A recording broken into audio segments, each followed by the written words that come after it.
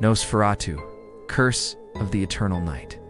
In the shadowy forests of Transylvania, where the wolves howled like mourners and fog crept like ghosts across the ground, stood a crumbling castle no villager dared to approach.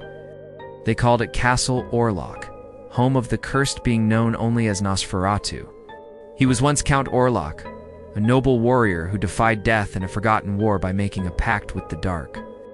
In exchange for eternal life, he surrendered his soul to the void and became Nosferatu, a creature of the night. His skin turned pale as moonlight, his ears twisted, and his fingers stretched long and bony, tipped with talons.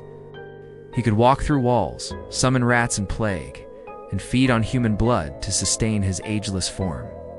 For centuries, he slumbered by day in a coffin filled with cursed soil, and by night he stalked the shadows, draining the life from the living. Towns fell into ruin, crops withered, followed him like loyal servants, carrying death in their wake. But all changed when he saw Ellen Hutter.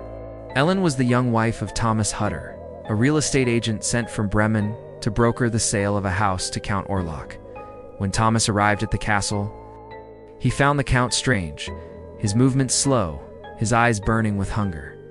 That night, Orlok saw a locket containing Ellen's picture. For the first time in centuries, Nosferatu felt something beyond hunger. Desire, obsession, longing. He signed the papers, bought a house across from the Hutters in Bremen, and that same night, he set sail. In the dark belly of the ship, he killed one sailor after another until only rats and shadows remained. The ship arrived empty except for the coffin, and so began the plague in Bremen. Ellen, haunted by nightmares, sensed something unnatural. She read forbidden text and realized what the creature was: Nosferatu. It's the undead who could be destroyed only by the pure sacrifice of a woman who offers herself willingly, keeping him in the light of dawn. Thomas tried to protect her, but Ellen knew what must be done. That night, when Nosferatu entered her room, she did not scream. She welcomed him. As he fed, the first golden rays of the sun crept into the window.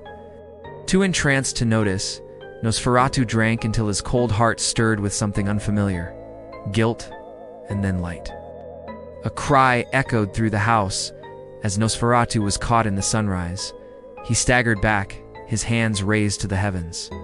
His body smoked, cracked, and then disintegrated into ash.